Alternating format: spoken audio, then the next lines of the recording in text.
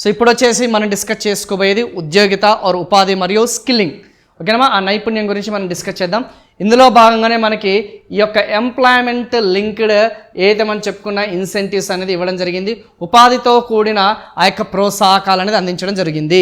So దాదాపు రాబోయే 5 సంవత్సరాల్లో మీ అందరికీ తెలిసింది కదా, 4.1 కోట్ల మందికి రాబోయే 5 సంవత్సరాల్లో ఉపాధి అవకాశాలు సృష్టించాలి అని చెప్పేసి లక్ష్యంగా మన కేంద్ర ప్రభుత్వం అనేది అడుగులు వేసిందన్న సంగతి మీ అందరికీ కూడా స్టార్టింగ్ ఇంట్రడక్షన్లో చెప్పాను.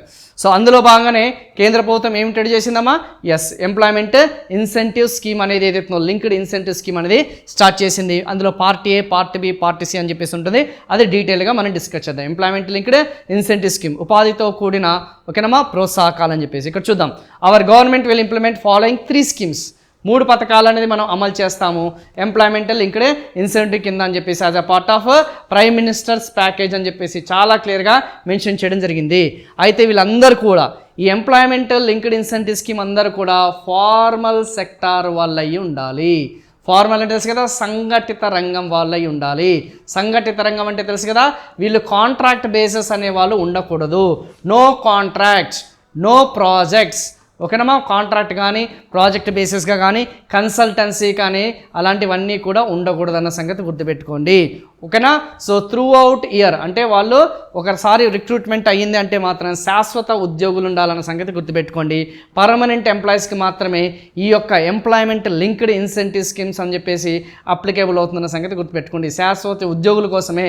ఫార్మల్ సెక్టార్ అంటే ఇప్పుడున్న IT sector, banking sector, insurance, మనం చెప్పుకునే ఫినాన్షియల్ ఏదైతే మనం చెప్పుకునే ఇన్స్టిట్యూషన్స్లో గవర్నమెంట్ సెక్టార్ ఉన్న వాళ్ళందరూ కూడా ఎవరమ్మా, ఫార్మల్ సెక్టార్ వాళ్ళే కదా. మళ్ళీ కన్స్ట్రక్షన్ లేబర్ ఉన్నారు, ఫార్మల్ సెక్టార్ కిందకి రాదు. ఓకేనమ్మా. సో ఇవన్నీ కూడా చూసుకుంటే రెగ్యులర్గా సాలరీడ్ ఎంప్లాయీస్ ఎవరైతే ఉన్నారో వాళ్ళే ఫార్మల్ సెక్టార్. వాళ్ళందరికీ కూడా ఖచ్చితంగా రికగ్నిషన్ కింద EPFO, employment provident fund organisation అనేది ఒకటి ఉంటుంది.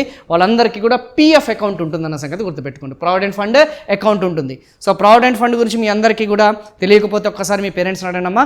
ఒకవేళ మీకు ₹1,00,000 జీతం అని అనుకుంటే 12% అందులో 12,000 నీసి 12,000 వచ్చేసి ఆ యొక్క కంపెనీ వచ్చేసి భరించి మీకు అకౌంట్ అనేది ఓపెన్ చేసి రిటైర్మెంట్ అయిన తర్వాత ఇంట్రెస్ట్తో కలిపి మీకు లంసమ్గా హ్యూజ్ అమౌంట్ అనేది మీకు రిటైర్మెంట్ ఫండ్ అనేది అమౌంట్ అనేది వస్తుంది. అది టెక్నికల్గా వేరే ఉంటుందమ్మా, అదంతా పక్కన పెట్టండి. సో ఫార్మల్ సెక్టార్ కిందగా నువ్వు రికగ్నైజ్ అవుతున్నావు అంటే నీకు ఖచ్చితంగా ప్రావిడెంట్ ఫండ్ అకౌంట్ ఉండాలన్న సంగతి ఒక్కటి గుర్తుపెట్టుకొని చాలు. ఓకేనమ్మా, జనరలైజ్డ్గా అలా ఉంటుంది. ఓకేనా. ఎస్ ఫస్ట్ వన్ ఇప్పుడు ఒక్కసారి చూద్దాం. మొదటి తరం ఓకేనమ్మా, ఫస్ట్ టైమర్స్. అందులో భాగంగా ఫస్ట్ వన్ ఏ వచ్చేసేవారమ్మా, ఎవరైతే ఎంప్లాయీస్ ఎవరైతున్నారో, ఎవరైతే ఉద్యోగులు ఎవరైతున్నారో వాళ్ళకి ఇది బెనిఫిట్ అవుతుందన్న సంగతి గుర్తుపెట్టుకోండి. ఇప్పుడు నేను చెప్పే ఫస్ట్ ఏ పార్ట్ అనేది ఏదైతే ఉందో ఎవరికి బెనిఫిట్ అమ్మా, ఎంప్లాయీస్, నాట్ ఎంప్లాయర్. ఎవరైతే నియామకదారుడు కాదమ్మా, ఎవరైతే ఉద్యోగులు ఎవరైతున్నారో ఆ యొక్క ఉద్యోగులకి పార్ట్ ఏ అనేది ఏదైతే ఉందో ఆ యొక్క ఉద్యోగులకి సంబంధించింది.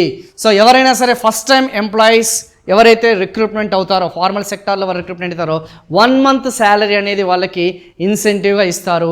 3 ఇన్స్టాల్మెంట్స్లో 3 వాయిదా పద్ధతిలో ఇస్తారన్న సంగతి గుర్తుపెట్టుకోండి. కానీ కండిషన్ ఏంటి, వాళ్ళ జీతం అనేది ₹1,00,000 లోపల ఉండాలి, 1 lakh లోపల ఉండాలన్న సంగతి గుర్తుపెట్టుకోండి. ఖచ్చితంగా వాళ్ళకి ఈపీఎఫ్ఓ అనేది వాళ్ళకి ఎంప్లాయ్మెంట్ ప్రావిడెంట్ ఫండ్ అకౌంట్ అనేది 15,000 వరకు వాళ్ళకి ఇస్తారన్న సంగతి గుర్తుపెట్టుకోండి. Very very important. ఇంకా దీనికి సంబంధించిన విధి విధానాలు అనేది ఖరారు అవ్వలేదు, కొంచెం చూద్దాం. Will wait how this will be coming అని చెప్పేసి. నెక్స్ట్ వచ్చేసి ఎలాగో మనకి current economy every month current economy అనేది మన యాప్లో మనకి ఆ ఛానల్స్లో మనకి అప్లోడ్ చేస్తుంటాం కాబట్టి డెఫినెట్గా ఇది 100% మనకి ఈ కరెంట్ అకౌంట్లో మీకు అప్డేట్ చేస్తుంటాం. చూడండి, the scheme will provide 1 month veg.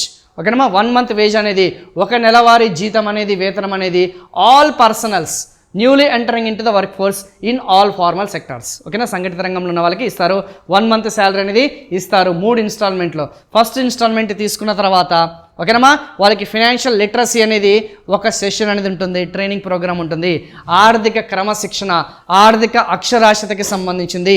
మీరు ఇన్కమ్ ట్యాక్స్ రిటర్న్స్ అనేది ఎలా ఫైల్ చేయాలి, మీరు ఎలా ప్లాన్ చేసుకోవాలి మీ లైఫ్ని, ఓకేనా, ఫినాన్షియల్ డిసిప్లిన్ అనేది ఎలా ఉండాలని చెప్పేసి ఒక ట్రైనింగ్ సెషన్ ఉంటుంది. ఓకేనమ్మా. సో ఆ ట్రైనింగ్ తీసుకున్న తర్వాత మిగతా 2 ఇన్స్టాల్మెంట్స్ అనేది ఇస్తారన్న సంగతి గుర్తుపెట్టుకోండి. కానీ వాళ్ళ జీతం వచ్చేసి ₹1,00,000 లోపల మాత్రమే ఉండాలి. ₹1,00,000 జీతం అనేది దాటితే మాత్రం వాళ్ళకి ఇన్సెంటివ్ అనేది వర్కౌట్ అవ్వదు. సో అలా దాదాపు 2.1 కోట్ల మందికి అమ్మ ఎంతమందికి 2.1 crores ఏదైతుందో 2.1 crores వరకు కూడా వీళ్ళకి లబ్ధి పొందాలి అని చెప్పేసి టార్గెట్గా పెట్టుకున్నాం. సో ఎంతమందికి ఉపాధి ఏదైతే ఉద్యోగిత వాళ్ళకి ఎక్స్పెక్ట్ చేస్తున్నారమ్మా, అంచనా వేస్తున్నారు 2.1 crores. 10 లక్షలు అంటే 2.1 crores అమ్మా. ఓకేనా, వెరీ ఉంటుంది. సో ₹1,00,000 జీతం అనేది అర్హత అన్న సంగతి గుర్తుపెట్టుకోండి. So first timers have learning curve before they become fully productive, subsidies to assist. So applicable to all persons newly entering in to the work force.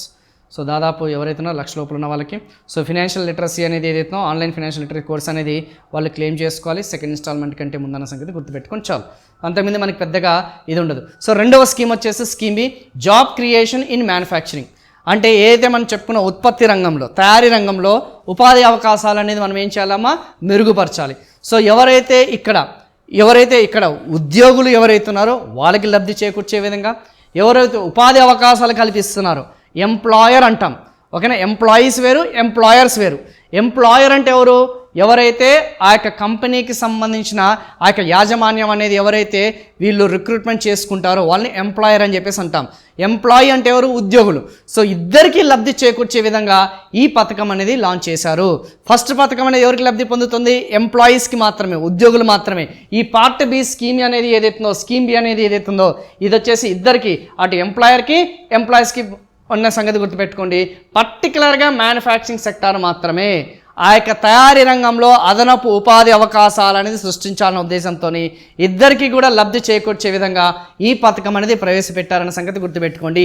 And incentive will be provided at specified scale directly both to the employee and employer. అంటే ఎవరైతే అదనపు ఉపాధిని ప్రోత్సహిస్తుందన్న సంగతి గుర్తుపెట్టుకోండి.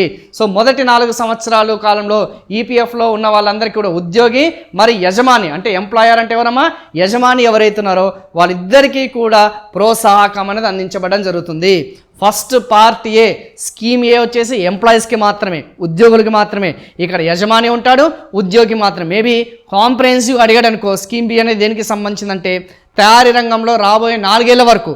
అదేంటి party A scheme A only first time, one time అసిస్టెన్సే. ఇది వచ్చేసి 4 ఏళ్ల వరకు ఇస్తారు. ఏంటి సార్ 4 ఏళ్ల వరకు ఏముంటుంది అంటే వాళ్ళకి ఆ యొక్క ఈపీఎఫ్లో వాళ్ళకి కావాల్సిన ఆ ప్రావిడెంట్ ఫండ్ అనేది ఏదైతే ఉందో వాళ్ళకి ఇవ్వడం జరుగుతుంది. అది కూడా చెక్ చేస్తాం. So the scheme is expected, చూద్దాం. సో ఈపీఎఫ్ఓ కంట్రిబ్యూషన్ అనేది ఏదైతే ఉందో, ఎంప్లాయ్మెంట్ ప్రావిడెంట్ ఫండ్ కంట్రిబ్యూషన్ ఏదైతే ఉందో మీకు ఇంతకుముందు చెప్పాను. ఒకవేళ మీరు రేపు ఉద్యోగంలో జాయిన్ అయ్యారనుకుందాం, ఒక 50,000 మీ జీతం అని అనుకుందాం, లెట్ us assume. ఆ 50,000 జీతంలో చూసుకుంటే మీ బేసిక్ పే ఎంతైతే ఉంటుందో ఆ బేసిక్ పే మీద మీరు 12% అనేది కంట్రిబ్యూట్ చేయాలి. పిఎఫ్ అమౌంట్ మీద కంట్రిబ్యూట్ చేయాలి. మీరు 12% కంట్రిబ్యూట్ చేస్తే ఎంప్లాయరు, యజమాని ఎవరైతున్నారో ఎంప్లాయీ ఎవరైతున్నారో వాళ్ళు కూడా 12%. ఆ 2 వాటాలు అనేది ఏదైతుందో, ఓకేనా, ఆ 2 వాటాలు అనేది ఏదైతుందో 12% ఏదైతుందో గవర్నమెంట్ కంట్రిబ్యూట్ చేస్తుంది. అంటే ఇద్దరికి బెనిఫిటే కదా. అంటే నీ తరపున 12% గవర్నమెంట్ బేర్ చేస్తుంది, ఎవరైతే కంపెనీ తరపున ఏదైతే ఉందో 12% కూడా గవర్నమెంట్ బేర్ చేస్తుంది. అలా 4 ఏళ్ల వరకు బేర్ చేస్తుంది. సో దట్ అదనంగా ఉపాధి అవకాశాలను సృష్టించవచ్చు. ఆ మిగిలిపోయిన అమౌంట్ అనేది ఏదైతే ఉందో కంపెనీస్కి వాళ్ళ ప్రాఫిట్స్ అనేది పెరుగుతాయి కాబట్టి బిజినెస్ ఎక్స్పాన్షన్ అనేది చేయొచ్చు. తద్వారా వాళ్ళు 30 లక్షల యువత అనేది ఎవరైతే ఉన్నారో వాళ్ళని ఆ యొక్క రిమైనింగ్ అమౌంట్, ఆ 12% సేవ్ అయిన అమౌంట్ అనేది ఏదైతే ఉందో తద్వారా వాళ్ళకి 30 లక్షల మంది యువతకి ఒకేనా ఉద్యోగ అవకాశాలు అనేది సృష్టించవచ్చు అనేది వీళ్ళ యొక్క మెయిన్ ఇంటెన్షన్ సంగతి గుర్తుపెట్టుకోండి. Very important. మరి 4 ఏళ్ల వరకు కూడా ఇస్తారా సార్ అంటే 4 ఏళ్ల వరకు ఎవరమ్మా, ఇక్కడ ఒకసారి చూద్దాం. 12% అన్నాను గుర్తుందా లేదా? అలా మొదటి సంవత్సరం వచ్చేసి 12% ప్లస్ 12% పర్సంటేజ్ ఆఫ్ వేజ్ అని చూస్తున్నారు కదా, ఈక్వల్లీ షేడ్ అని ఉంది. సో 12 + 12. రెండవ సంవత్సరం కూడా 12 + 12 అనేది ఉంటుంది. మూడో సంవత్సరం వచ్చేసి 8 + 8 ఉంటుంది. నాలుగో సంవత్సరం వచ్చేసి 4 + 4 అనేది ఉంటుంది. ఆ కంట్రిబ్యూషన్స్ అంతా కూడా మీ తరపున మొత్తం కూడా కేంద్ర ప్రభుత్వమే భరిస్తుంది. అలా 50 కంటే ఎక్కువ మంది ఎవరైతే ఉద్యోగుల్ని రిక్రూట్మెంట్ అనేది చేసుకుంటే ఖచ్చితంగా లబ్ధి పొందుతారన్న సంగతి గుర్తుపెట్టుకోండి. Employer must hire at least the following number, ఓకేనా, applies the number of following number of previously non EPFO enrolled workers. అంటే ఖచ్చితంగా 50 కంటే ఎక్కువ మందిని ఎక్కువ ఎంప్లాయర్స్గా తీసుకోవాలి. మరి కండిషన్స్ ఉంటాయి కదా, ఓకేనా. మరి కండిషన్ ఏంటి, ఎవరైతే కంపెనీ యజమాని ఎవరైతున్నారో ఖచ్చితంగా ఈపీఎఫ్ఓ కింద 50 మందిని వాళ్ళు రిక్రూట్మెంట్ అనేది చేయాలి, ఓకేనా. ఈపీఎఫ్ కింద సంఘటిత రంగం కింద చేయాలి. లేదంటే బేస్ లైన్ కంపెనీ ఎంప్లాయీస్ ఎవరైతున్నారో అందులో 25% అయినా చేయాలి. 100 మంది ఉన్నారనుకుంటే కంపెనీలో ఎంప్లాయీస్ 20 మంది కన్నా చేయాలి. ఏది తక్కువ అవుతుందమ్మా. సో అదంతా మనకి టెక్నికల్గా మీకు పీడిఎఫ్లో అవైలబుల్గా ఉంటుంది. That's not an issue. అంటే మినిమం గత సంవత్సరంతో పోలిస్తే ఈ సంవత్సరంలో 50 మంది కంటే ఎక్కువగా అదనంగా వాళ్ళు ఉపాధి అవకాశాలు సృష్టించాలి. అదనంగా 50 మంది మినిమం ఉండాలి. సో 50 మంది మినిమం ఉండాలి. ఏదో ఒక్కరిని రిక్రూట్మెంట్ చేసుకున్నాను, ఇద్దరిని చేసుకున్నాను, ముగ్గురిని 10 మందిని చేశాను, 20 మందిని చేశాను కాదమ్మా. సో మినిమం 50 మందిని ఈపీఎఫ్ఓ అకౌంట్స్ అనేది ఓపెన్ చేసే విధంగా ఉండాలన్న సంగతి గుర్తుపెట్టుకో. అంటే నాన్ ఈపీఎఫ్ఓ ఎంప్లాయీస్ నుంచి ఈపీఎఫ్ఓ. మరి కొత్తగానే రిక్రూట్మెంట్ చేసుకోవాలని రూల్ ఏమున్నదంటే లేదు. నాన్ ఈపీఎఫ్ఓ ఎంప్లాయీస్ ఎవరైతున్నారో వాళ్ళని కూడా, కాంట్రాక్ట్ ఎంప్లాయీస్ ఎవరైతున్నారో వాళ్ళని కూడా ఈపీఎఫ్ఓ కింద తీసుకొచ్చినా కానీ అప్లికేబుల్ అవుతుందమ్మా. అంటే సంఘటిత రంగానికి వీళ్ళని ఏం చేస్తుందమ్మా, లింకప్ చేస్తున్న సంగతి గుర్తుపెట్టుకోండి. ఓకేనమ్మా. ఆ ఫార్మల్ ఎకానమీలోకి తీసుకురావాలి, మెయిన్ స్ట్రీమ్ ఎకానమీలోకి తీసుకురావాలనేదే ఈ ప్రభుత్వం యొక్క ముఖ్య ఉద్దేశం. వాళ్ళందరితో ఆ యొక్క పిఎఫ్ ఫండ్ అనేది ఓపెన్ చేయించాలనేదే వాటి యొక్క మెయిన్ ఉద్దేశం అన్న సంగతి గుర్తుపెట్టుకోండి. అలా 4 సంవత్సరాలు, మొదటి 2 సంవత్సరాలు ఫుల్లీ, ఆ 2 సంవత్సరాలు పాక్షికంగా వాళ్ళకి అందించడం జరుగుతున్న సంగతి గుర్తుపెట్టుకోండి. Very very very important. ఈ నెంబర్స్ గుర్తుపెట్టుకోవడానికి ప్రయత్నించండి. Finally support to the employees గుర్తుపెట్టుకోండి అమ్మా. రెండవ పార్ట్ స్కీమ్ బి వచ్చేసి ఎవరికి ఎక్కువగా బెనిఫిట్ అవుతుంది అంటే దేన్ని దృష్టిలో పెట్టుకుంటుంది, మ్యానుఫ్యాక్చరింగ్ సెక్టార్, పర్టికులర్గా తయారీ రంగాన్ని ఎంకరేజ్ చేయడం కోసం మాత్రమే. ఓకేనా. అదనంగా వాళ్ళకి ఎంప్లాయ్మెంట్ అనేది జనరేట్ చేయడం కోసం మాత్రమే వాళ్ళకి ప్రోత్సాహకాలు ఇస్తుంది. ఓకేనా. ఫస్ట్ టైం ఈపీఎఫ్ అకౌంట్ ఉన్న వాళ్ళకన్న సంగతి గుర్తుపెట్టుకోండి. ఇది కూడా ఫస్ట్ టైం ఎంప్లాయర్స్కే, ఆల్రెడీ ఎగ్జిస్టింగ్ ఎంప్లాయీస్ కాదమ్మా. కంపెనీలో 1000 మంది ఉన్నారు అంటే, ఓకేనా, నువ్వు అదనంగా ఒక 100 మందిని తీసుకున్నా అంటే వీళ్ళకి ఏమిస్తుందమ్మా, ఆ యొక్క ఫినాన్షియల్ అసిస్టెన్స్, అదే 12% ఆల్రెడీ ఎగ్జిస్టింగ్ అనే వాళ్ళకి ఇవ్వదన్న సంగతి గుర్తుపెట్టుకోండి. ఓకేనా. కొత్తగా నూతనంగా చేరిన ఆ యొక్క ఉద్యోగుల్ని మాత్రమే ఇది ఇస్తున్న సంగతి గుర్తుపెట్టుకోండి. నెక్స్ట్ వన్, థర్డ్ స్కీమ్, మూడవ స్కీమ్, సపోర్ట్ టు ఎంప్లాయీస్, యజమానులకి మద్దతు. సో ఇదేంటంటే కంప్లీట్ ఫస్ట్ టైం ఎవరికి మద్దతు ఇచ్చింది, ఎంప్లాయీస్. సెకండ్ స్కీమ్ ఎవరికి, ఎంప్లాయర్స్కి, యజమాని ప్లస్ ఉద్యోగులే. మూడోది ఎవరికి, ఎవరైతే ఎంప్లాయర్ అంటే యజమాని ఎవరైతే ఉన్నారో ఆ యజమానులకి మద్దతు అనేది ఇస్తుంది. వాళ్ళకి ఎలా మద్దతు ఇస్తుంది అనేది ఒకసారి చెక్ చేద్దాం. So this employer focused scheme will cover additional employment in all sectors, అన్ని రంగాలు. చూసారా, రెండవ స్కీమ్ వచ్చేసి కేవలం దేని మీద ఫోకస్ చేసిందమ్మా, మ్యానుఫ్యాక్చరింగ్. కేవలం ఆ తయారీ రంగం ఏదైతే ఉందో ఆ మ్యానుఫ్యాక్చరింగ్ సెక్టార్లో ఎంప్లాయ్మెంట్ని ప్రోత్సహించడం కోసం, ఉపాధి అనేది ఏదైతే ఉందో ప్రోత్సహించడం కోసం. ఓకేనా. ఇది సో మూడోది వచ్చేసి స్కీమ్ వచ్చేసి అన్ని రంగాలు, మ్యానుఫ్యాక్చరింగ్ కాదు, అది సర్వీస్ సెక్టర్ అయినా సరే, ఏ రంగమైన కన్స్ట్రక్షన్ అయినా సరే, సర్వీస్ సెక్టర్ అయినా సరే, ఎంప్లాయ్మెంట్ అనేది ఏదైతుందో అడిషనల్ ఎంప్లాయ్మెంట్ అనేది, అదనంగా ఉపాధి అనేది, ఓకేనా, ఉద్యోగిత కల్పించాలని చెప్పేసి లక్ష్యంగా పెట్టుకుంది. సో ఇది కూడా అంతే, ₹1,00,000 లోపల ఉన్న జీతం వాళ్ళకి కంటిన్యూ చేస్తుంది. మరి all additional employment with in a salary of 1 lakh per month will be counted. The government will reimburse to employees up to 3,000 per month for 2 years towards their EPFO contribution. So అన్ని రంగాల్లో, manufacturing sector కాకుండా మిగతా ఏ రంగాలైనా సరే, so యజమానులు ఎవరైతున్నారో ₹3,000 అనేది reimburse చేస్తారు. EPFO cut అయిన తర్వాత ₹3,000 అనేది రీంబర్స్ చేస్తారు. అలా ఎన్ని నెలల వరకు, 2 years. ఇది ఎవరికి చేస్తారు, యజమానికి చేస్తారన్న సంగతి గుర్తుపెట్టుకోండి. ఎవరమ్మా, యజమానికి చేస్తారన్న సంగతి గుర్తుపెట్టుకోండి. కేవలం మ్యానుఫ్యాక్చరింగ్ అంటే కాదు, అన్ని రంగాలు ఎవరైతున్నారో అన్ని రంగాలకి సంబంధించిన ఈ యొక్క ఎవరైతే ఎంప్లాయీస్ ఎవరైతున్నారో అన్ని రంగాలలో ఎవరైతున్నారో, ఓకేనమ్మా, అన్ని రంగాలలో, ఓకేనా, దాదాపు ₹3,000 పర్ ఎంప్లాయీ అనేది అలా ఎన్ని నెలల వరకు, 2 years వరకు వాళ్ళకి రీంబర్స్ చేస్తారన్న సంగతి గుర్తుపెట్టుకోండి. రీంబర్స్మెంట్ అనేది ఎవరికి ఇస్తారు, రీంబర్స్మెంట్ అనేది ఎవరైతే ఆ యజమాని అకౌంట్లో ఖాతాలో జమ చేస్తారన్న సంగతి గుర్తుపెట్టుకోండి. సో జనరల్గా చూసుకుంటే ఈ యజమాని కేంద్రీకృత పథకం అన్ని రంగాల్లో అదనపు ఉపాధిని కవర్ చేస్తుంది. నెలకు ₹1,00,000 జీతం లోపల ఉన్న అన్ని ఉపాధి లెక్కించబడుతుంది. ప్రభుత్వ యజమానులకి నెలకి ₹3,000 వరకు వారి ఈపీఎఫ్ఓ సహకారం కోసం 2 సంవత్సరాల పాటు తిరిగి చెల్లిస్తుంది. ఈ పథకం 50 లక్షల మందికి అదనపు ఉపాధిని కల్పిస్తుంది. సో మీరు గుర్తుపెట్టుకోవాల్సింది కాంప్రహెన్సివ్గా, స్కీమ్ ఏ కింద ఎంతమంది ఉపాధి, స్కీమ్ బి కింద ఎంతమంది అధికంగా అదనపు ఉపాధి, స్కీమ్ సి కింద ఎంతమంది అదనపు ఉపాధి, స్కీమ్ ఏ అనేది ఎవరికి వర్తిస్తుంది, స్కీమ్ బి అనేది ఎవరికి వర్తిస్తుంది, స్కీమ్ సి అనేది ఎవరికి వర్తిస్తుంది, ఎంత అమౌంట్ ఇస్తుంది, ఎన్ని సంవత్సరాలు ఇస్తుంది. Maybe it might be some complicated. ఆ డాటా గుర్తుపెట్టుకోవడం మీకైనా నాకైనా కష్టమే. నేనైనా సరే స్టార్టింగ్లో కొంచెం కష్టంగానే ఉంటుంది నాకు, కానీ రాను మేము క్లాసెస్ చెప్పి ఖచ్చితంగా మాకు కూడా 100% ఇది ఉపయోగపడుతుంది. ఎస్పెషల్లీ ఇది ఎంఎస్ఎంఈ సెక్టార్స్, ఏదైతే లార్జ్ స్కేల్ ఇండస్ట్రీస్ ఏదైతున్నాయో, భారీ పరిశ్రమలు ఏదైతుందో ఆ టాపిక్ అనేది ఎవరికైతే ఉంటుందో ఖచ్చితంగా ఇందులో నుంచి ఒక బిట్టు పడే అవకాశం ఉందన్న సంగతి గుర్తుపెట్టుకోండి. Very very very very very important. ఓకేనమ్మా. సో ఇది దానికి సంబంధించిందమ్మా. ఓకేనా. సో 100% ఇవి కొంచెం మీకు దీనికి సంబంధించిన అదనపు సమాచారం తెలుగులో మీకు ప్రొవైడ్ చేస్తాను, మీరు కొంచెం చూసుకోండి, ఆటోమేటిక్గా మీకు అర్థమవుతుంది. ఓకేనా. Yes. Next one, participation of women in the work force. ఆ యొక్క శ్రామిక శక్తిలో మహిళల యొక్క భాగస్వామ్యాన్ని ప్రోత్సహించడం. So we will facilitate higher participation of women in the work force through setting up of working women's hostel in collaboration with the industry and establishing creches. ఎక్కడైతే మనకి మహిళల యొక్క భాగస్వామ్యాన్ని ప్రోత్సహించడం కోసం ఎక్కడైతే ఇండస్ట్రీస్ ఎక్కడైతే ఉన్నాయో, కంపెనీస్ ఎక్కడైతే ఉన్నాయో, వాళ్ళ యొక్క కొలాబరేషన్తో, వాళ్ళ యొక్క భాగస్వామ్యంతో ప్రభుత్వమే ఆ యొక్క మహిళా హాస్టల్స్ ఏదైతున్నాయో ఏర్పాటు చేస్తుంది, వర్కింగ్ ఉమెన్స్ హాస్టల్స్ అనేది ఏర్పాటు చేస్తుంది, క్రచెస్ అనేది ఏదైతుందో ఏర్పాటు చేస్తుంది అన్న సంగతి గుర్తుపెట్టుకోండి. మేబీ ఒకవేళ ఎగ్జామ్లో అడిగితే ఈ పాయింట్ ఇది మీరైనా సరే ఓన్గా చదువుకోవచ్చు. And women's specific skilling programmes మీద దృష్టి పెడతాము. అండ్ వాళ్ళకి కూడా మార్కెట్ అనేది సులభతరం చేసే విధంగా, యాక్సెస్ ఇచ్చే విధంగా ఆ సెల్ఫ్ హెల్ప్ గ్రూప్స్, ఓకేనమ్మా, ఆ యొక్క స్వయం సహాయక బృందాలను కూడా ఏర్పాటు చేస్తాము, ప్రోత్సహిస్తాం అనేది దానికి యొక్క ఇంటెన్షన్.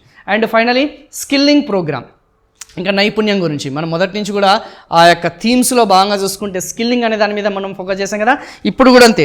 ఆ స్కిల్లింగ్ అనేది ఏదైతుందో దాని మీద మనం కొంచెం ఫోకస్ చేద్దాం. సో స్కిల్లింగ్లో భాగంగా a new centrally sponsor scheme as the 4th scheme under the prime ministers package for skilling in collaboration with the state governments and industry. అటు రాష్ట్ర ప్రభుత్వాలు, కేంద్ర ప్రభుత్వము మరియు పరిశ్రమల యొక్క భాగస్వామ్యంతో, అటు సెంట్రల్ గవర్నమెంట్, స్టేట్ గవర్నమెంట్, పరిశ్రమల యొక్క భాగస్వామ్యంతో దాదాపు 20 లక్షల మంది యువత అనేది ఎవరైతున్నారో 20 లక్షల మంది యువత అనేది ఎవరైతున్నారో వాళ్ళందరికీ కూడా నైపుణ్య శిక్షణ కేంద్రాలు అనేది, నైపుణ్య శిక్షణ కార్యకలాపాలు అనేది 5 సంవత్సరాలకు అందిస్తాము. ఈ డాటా అనేది గుర్తుపెట్టుకోండి, మళ్ళీ రిపీట్ చేస్తున్నాను, డాటా ఇన్ఫర్మేషన్ అనేది చాలా చాలా కీలకంగా ఉంటుంది బడ్జెట్లో. సో నేను ఎక్కడైతే ఇది మెన్షన్ చేస్తున్నానో మీరు రాసుకోండి, మిగతా సోదంతా అవసరం లేదు. ఆ 20 lakhs మంది యువతకి మేము ఖచ్చితంగా ఉపాధి అవకాశాలు నైపుణ్య శిక్షణ కేంద్రం అనేది ఏర్పాటు చేస్తాము. సో అనేది 5 ఏళ్ల కాలంలో ఎవరి యొక్క భాగస్వామ్యంతో, కేంద్రము, రాష్ట్రము. సో అలా దాదాపు 1000 ITI ఇన్స్టిట్యూషన్స్, ఇందాక చెప్పే కదా దాదాపు 1000 ITI ఇన్స్టిట్యూషన్స్ అనేది ఏదైతే ఉందో వాళ్ళని అప్గ్రేడ్ చేస్తారు in a hub and spoke arrangements with outcome orientation. అంటే అవుట్కమ్ అంటే కదా, పరిశ్రమలకి కావాల్సిన నైపుణ్యాలు అనేది ఏదైతుందో, పరిశ్రమలకి డిమాండ్ ఉన్న ఆ స్కిల్స్ అనేది ఏదైతుందో వాటి మీద మేము ఎక్కువ దృష్టి సారిస్తాము, కేంద్రీకరిస్తాం అనేది చెప్తుంది. ఆ కోర్స్ కంటెంట్స్ చెప్పే కదా, లేటెస్ట్ అప్డేటెడ్ కంటెంట్స్ అనేది ఏదైతుందో అప్డేటెడ్కి సంబంధించిన ఆ యొక్క స్కిల్స్ అనేది మేము నేర్పిస్తాం. ఇప్పుడు చూడండి, బ్యాటరీ ఆపరేటెడ్ వెహికల్స్ వచ్చాయి. ఒకప్పుడు డీజిలు, పెట్రోలు ఇలా ఉండేవి, ఓకేనా. ఇప్పుడు battery operated. So battery operated మీద ఖచ్చితంగా కోర్సెస్ ఉండాలి లేదా? ఎస్, ఖచ్చితంగా ఉండాలి. డిజిటల్గా మనకి వాటి మీద అవగాహన ఉండాలి లేదా? అవగాహన ఉండాలి. సో అలా మనకి వాటి మీద ఎక్కువగా మేము ఫోకస్ చేస్తాం. సో ఆ స్కిల్స్ అనేది skill needs of the industry చెప్పే కదా, ఆ యొక్క పరిశ్రమలకి కావాల్సిన నైపుణ్యాలు అనేది అవుతుందో దాని మీదనే ఫోకస్ చేస్తాం. కొత్త కోర్సెస్ అనేది మేము ఇంట్రడ్యూస్ చేస్తాం అనేది లక్ష్యంగా పెట్టుకున్నారు, ఓకేనా. So very important. సో మొత్తంగా చూసుకుంటే దాదాపు 60,000 కోట్లమ్మ, ఓకేనమ్మా. 60,000 కోట్లు అనేది దీనికి ప్రకటించడం జరిగింది రాబోయే 5 ఏళ్లలో. సో ఇందులో కేంద్ర ప్రభుత్వం వాటా వచ్చేసి, సెంట్రల్ గవర్నమెంట్ వాటా వచ్చేసి ఎంత ఉందమ్మా? దాదాపు 50% ఉంది, 30,000 కోట్లు ఉంది. స్టేట్ గవర్నమెంట్ వాటా అనేది ఎంత ఉంది? స్టేట్ గవర్నమెంట్ వాటా వచ్చేసి 20,000 కోట్లు ఉంది. అండ్ CSR ఫండ్స్ అనేది ఏదైతే ఉందో, ఓకే, నైపుణ్య శిక్షణ కేంద్రం వాళ్ళది వచ్చేసి 10,000 కోట్లు ఉంది. మేబీ ఇది ఒకవేళ ఎగ్జామినేషన్ అడిగితే ఈ 60,000 కోట్లలో చూసుకుంటే, ఈ నైపుణ్య శిక్షణలో చూసుకుంటే 50% వాటా ఆరు కేంద్రం వాటా ఎంత ఉంది, రాష్ట్రాల వాటా ఎంత ఉందని చెప్పేసి అడుగుతుంటాడు. అలా దాదాపు 200 హబ్స్, 800 స్పోక్ ITIs అనేది ఏదైతుందో, ఓకేనా, దాదాపు 1000 ITIs ఏదైతుందో 1000 ITIsలో మీకు రీడిజైన్ చేసి, రీస్ట్రక్చర్ చేసి వాళ్ళకి అందించడం జరుగుతున్న సంగతి గుర్తుపెట్టుకోండి. Very important. సో ఖచ్చితంగా ఇది ఎగ్జామినేషన్లో అడిగే ఛాన్సెస్ ఉంది. Next one, internship in top companies. మీ అందరికీ తెలిసింది కదా, ఆ ఇంటర్న్షిప్ అనేది టాప్ కంపెనీస్లో, పెద్ద పరిశ్రమలో ఇంటర్న్షిప్ ప్రోగ్రామ్స్, చాలామంది బీటెక్ చదివిన వాళ్ళు, ఎంటెక్ చదివిన వాళ్ళు, MBA చదివిన వాళ్ళు మీ అందరికీ తెలుసు కదమ్మా, ఇంటర్న్షిప్ ప్రోగ్రామ్స్ ఉంటాయి. ఆ ఇంటర్న్షిప్ ప్రోగ్రామ్స్ అనేది ఎవరైతే మీరు వెళ్తారో మీకు MNC కంపెనీస్ కానీ పెద్ద కంపెనీస్ రీయింబర్స్మెంట్ అనేది ఇస్తారు, మీకు స్టైఫండ్ అనేది ఇస్తారనే సంగతి గుర్తుపెట్టుకోండి. 1 crore యూత్స్, ఓకే, మీకు చదువు అయిపోయిన తర్వాత 1 కోటి మంది యువత అనేది ఎవరైతున్నారో టాప్ కంపెనీస్ ఇన్ 5 years, ఓకేనా. ఆ యొక్క 1 కోటి మంది యువత, అన్నీ కూడా ఫ్యాక్ట్స్ అమ్మ, 1 కోటి మంది యువత అనేది ఏదైతుందో రాబోయే 5 ఏళ్లలో వాళ్ళకి ఈ యొక్క ఫండింగ్ అనేది ఇస్తామనేది, స్టై ఫండింగ్ అనేది ఇస్తాం. So 12 months prime minister internship programme with monthly allowance of 5,000. నెలకి ఎంత ఇస్తున్నారమ్మా? మీరు ఏదైనా కంపెనీలో ఇంటర్న్షిప్ ప్రోగ్రామ్ చేస్తే నెలకి మీకు ఎంత ఇస్తున్నారు? నెలకు వచ్చేసి 5,000 రూపాయలు అనేది ఇవ్వడం జరుగుతుంది. కానీ ఇందులో కండిషన్ ఏంటి? మీరు ఆ యొక్క కోటి యువత అనేది టాప్ కంపెనీస్లో మీరు ఒకవేళ ఇంటర్న్షిప్ అని చేస్తే మీ ఏజ్ వచ్చేసి 21 years నుంచి 24 years మధ్యలో ఉండాలంటే ఇమీడియట్గా ఆ యొక్క ఏదైతే గ్రాడ్యుయేషన్ ప్రోగ్రామ్స్ అయిపోయినా ఇమీడియట్గా మాత్రమే మీకు అప్లికేబుల్ అవుతున్న సంగతి గుర్తుపెట్టుకోండి. ఓకేనా. కాస్ట్ షేరింగ్ గవర్నమెంట్ వచ్చేసి 54,000 towards monthly allowance plus 6,000 grant for incidentals. Company వచ్చేసి 6,000 ఫ్రమ్ సిఎస్ఆర్ ఫండ్స్. ఓకేనా. ఇవన్నీ కూడా ఇస్తారన్న సంగతి గుర్తుపెట్టుకోండి. ఇవన్నీ కూడా మనం చదువుకోండి అమ్మా. But examination point of view చూసుకుంటే ఇది ఎక్కువ అమ్మా. సో ఇందులో కంపెనీస్ వచ్చేసి వాలంటీర్గా పార్టిసిపేట్ చేయొచ్చు, స్వచ్ఛందంగా కంపెనీస్ అనేది వాళ్ళు కూడా స్టైఫండ్ అనేది వాళ్ళు తీసుకోవచ్చు. ఇది ఎవరికంటే స్టూడెంట్స్కి బెనిఫిట్ అవుతుందన్న సంగతి గుర్తుపెట్టుకోండి. Very very very important. So prime minister package అనేది మ్యాక్సిమం ఇగో ఈ ఎంప్లాయ్మెంట్ లింక్డ్ ఇన్సెంటివ్ స్కీమ్ ఏ కింద 8,000 కోట్లు, స్కీమ్ బి కింద 8,000 కోట్లు, ఓకేనా. స్కీమ్ సి కింద 8,000 కోట్లు, ఇంటర్న్షిప్ ప్రోగ్రామ్ ఇందాక చెప్పే కదా 19,000 కోట్లు. ఇంటర్న్షిప్ ప్రోగ్రామ్ ఫేజ్ 1 వచ్చేసి ఇది, ఫేజ్ 2 వచ్చేసి ఇది. So okay, upgradation of IITs వచ్చేసి 30,000 కోట్లు. సో దాదాపు మొత్తం ప్రభుత్వం వచ్చేసి ఈ ప్రైమ్ మినిస్టర్కి సంబంధించిన ప్యాకేజ్ కింద 2 లక్షల కోట్లు అనేది, ఎన్ని కోట్లమా 2 లక్షల కోట్లు అనేది మొత్తంగా కూడా ఈ రాబోయే 5 ఏళ్లలో మేము కవర్ చేస్తాము. ఈ 5 స్కీమ్స్ ఏదైతున్నాయో ఎంప్లాయ్మెంట్ లింక్డ్ ఇన్సెంటివ్ స్కీమ్ కింద ఇది, ఓకేనా. ఇంటర్న్షిప్ ప్రోగ్రామ్ కింద రెండోది upgradation of IITs 1000 spokes and hub model అని చెప్పేసాను కదా, స్పోక్ అండ్ హబ్ మోడల్. అలా మొత్తంగా చూసుకుంటే ఓకేనమ్మా బెనిఫిషియరీస్ వచ్చేసి 4.1 crores కనిపిస్తుంది కదా మనకి. 4-10 లక్షల మంది అని చెప్పేసి స్టార్టింగ్లో చెప్పాను కదా, 4.1 కోట్ల మంది దాదాపు 5 సంవత్సరాలలో అని చెప్పేసి స్టార్టింగ్లో చెప్పాను. సో సేమ్ జస్ట్ అప్లికేటెడ్గా చెప్తున్నాను. కానీ నాకు తెలిసి ఈ విధంగా బడ్జెట్ విత్ డాటా తీసుకొని ఏదో పైన చదువుకుంటూ పోతున్నారు, కానీ చాలామంది ఇలా విత్ ఫిగర్స్ తీసుకొని డాటా తీసుకొని చెప్పిన సందర్భాలు ఎక్కడ కూడా లేవు. నేను ఇప్పుడు చూసిన ప్రకారం మేబీ దీని తర్వాత వస్తే రావచ్చేమో. చెప్పే కదా కంప్లీట్గా ఎగ్జామినేషన్ ఓరియంటెడ్గా ఉంటుందని చెప్పేసి.